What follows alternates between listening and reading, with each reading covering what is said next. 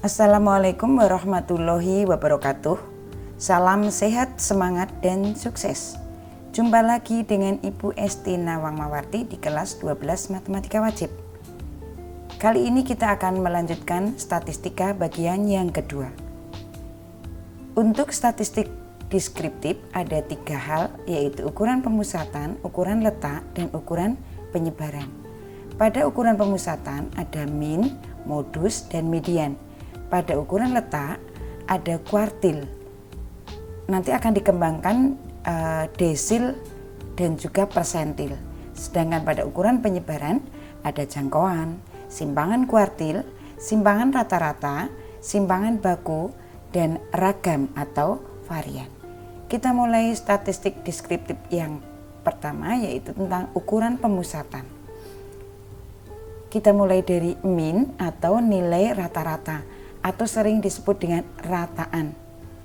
Untuk data tunggal dengan datanya X1, X2, X3 sampai dengan Xn, maka rataannya adalah sigma XI untuk I sama dengan 1 sampai N dibagi dengan N. Ini sudah dipelajari waktu SMP.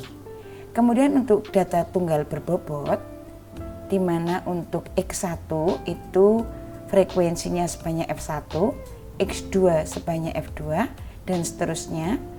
XK muncul sebanyak FK, ya, frekuensinya adalah FK.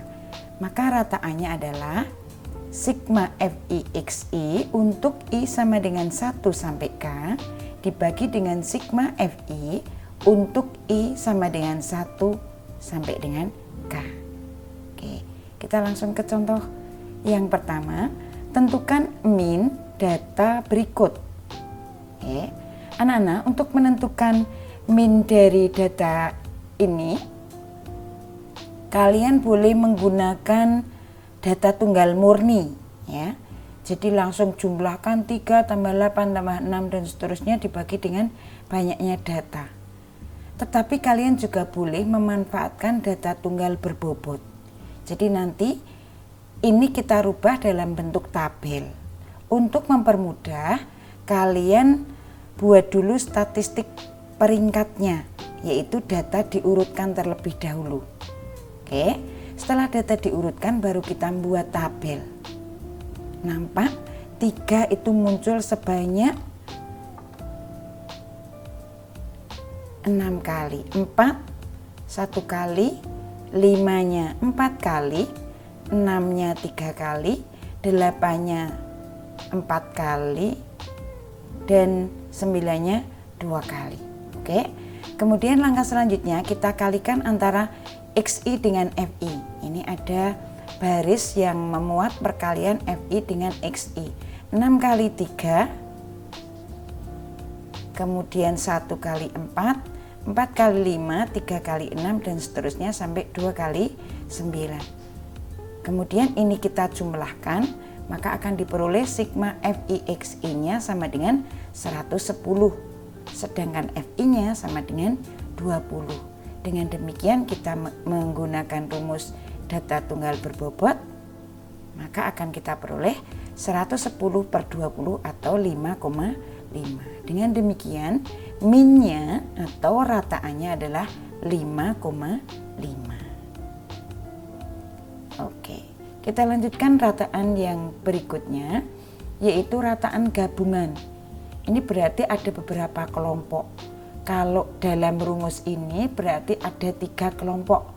Kelompok A, kelompok B, dan kelompok C. Oke, untuk rataan dari ketiga kelompok ini disebut dengan rataan gabungan, dirumuskan dengan sigma XA ditambah sigma XB ditambah sigma XC dibagi dengan NA ditambah NB ditambah NC. Ya. Sigma XA itu berarti perkalian antara NA dikalikan X bar A. Sigma XB berarti NA dikalikan X bar B. Sigma XC berarti NA dikalikan X bar C. NA, NB, NC menunjukkan banyaknya. Ya, oke. Kita menuju ke contoh soal. Rataan hitung nilai ulangan matematika kelas 12 MIPA adalah 74. Jika rataan hitung untuk siswa putra dan putri berturut-turut adalah 71 dan 76, tentukan perbandingan jumlah siswa putri dan putra. Kalian harus hati-hati karena di sini yang diketahui putra dulu. Tapi di sini pertanyaannya perbandingan jumlah siswa putri dan siswa putra. Oke. 74 itu rataan keseluruhan, rataan gabungan dari putra dan putri, sehingga kita perlu menentukan dulu X bar gabungannya adalah 74. Oke. Kemudian X bar yang putra itu 71, X bar yang putri itu 76. Kita ambil permisalan bahwa NA-nya menunjukkan banyaknya siswa putra dan NI-nya menunjukkan banyaknya siswa putri. Bu, saya pakai NA dan NB boleh, Bu? Boleh. Jadi NA, NI itu terserah kalian. Oke. Yang ditanyakan adalah perbandingan jumlah siswa putri dan putra. Berarti sama artinya NI dibanding dengan NA. Oke, kita gunakan rumus X bar gabungan. Dalam hal ini berarti sigma XI ditambah sigma XA dibagi NI ditambah NA. Oke, sigma XI itu berarti NI dikalikan X bar I.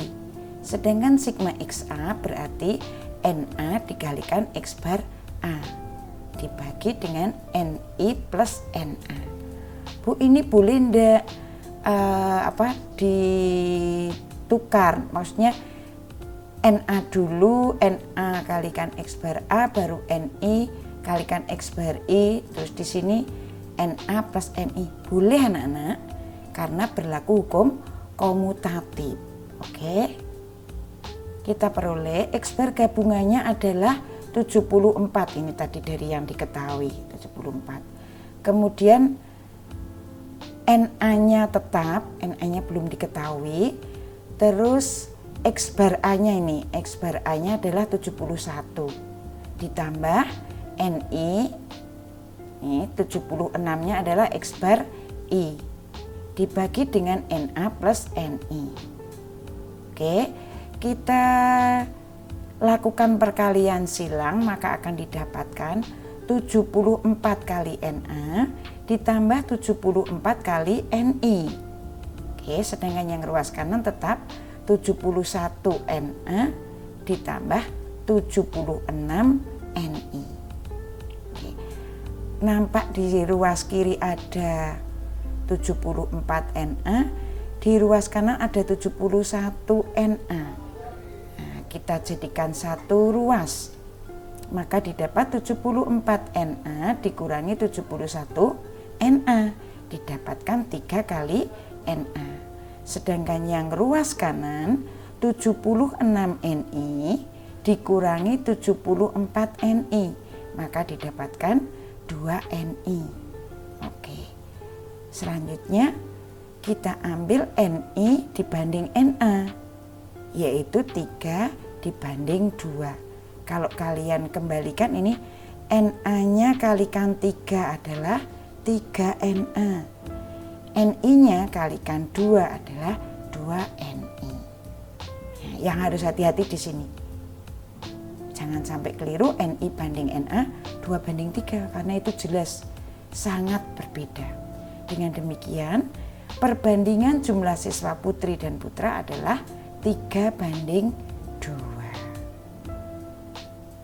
Oke, kita lanjutkan untuk data kelompok.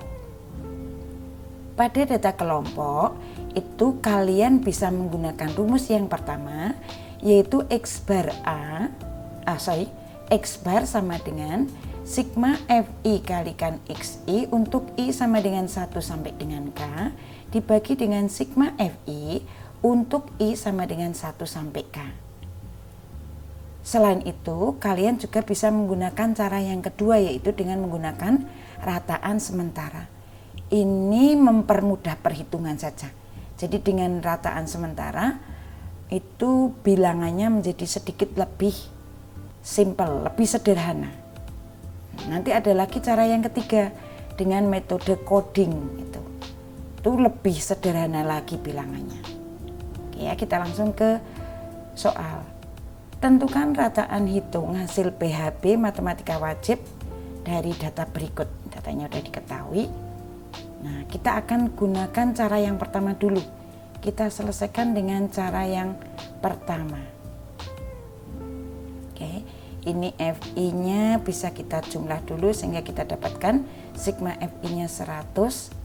Kemudian kita butuh bantuan kolom untuk XI. Ingat, XI adalah tengah-tengah dari kelas atau sering disebut dengan titik tengah kelas.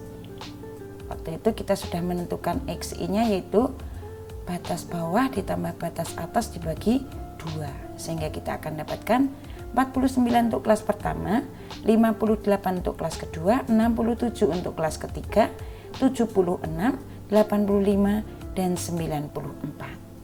Selanjutnya kita kalikan antara FI dengan XI, maka akan kita dapatkan 245, 928, 1340, 2508, 1530, dan 752. Ini kita jumlahkan. Kenapa dijumlahkan? Karena dibutuhkan di rumus ini. Ya, kita jumlahkan, kita dapatkan 7303. Nah, dengan demikian sigma FI/XI-nya udah punya, sigma FI-nya kita sudah punya, berarti kita bisa menentukan X barnya, yaitu 7303 dibagi dengan 100, atau kita dapatkan 73,03. Dengan demikian rataan hitungnya adalah 73,03. Oke anak-anak, cara yang kedua gimana Bu? Ya, kita lanjutkan dengan cara yang kedua. Masih dari data yang sama, kita butuh kolom XI titik tengah kelas, kita butuh kolom DI, XI dikurangi X bar S, kita butuh kolom FI kalikan DI. Titik tengah kelas, sudah mahir ya. Kita tentukan titik tengah kelasnya. Kemudian kita ingat bahwa X bar S itu rataan sementara.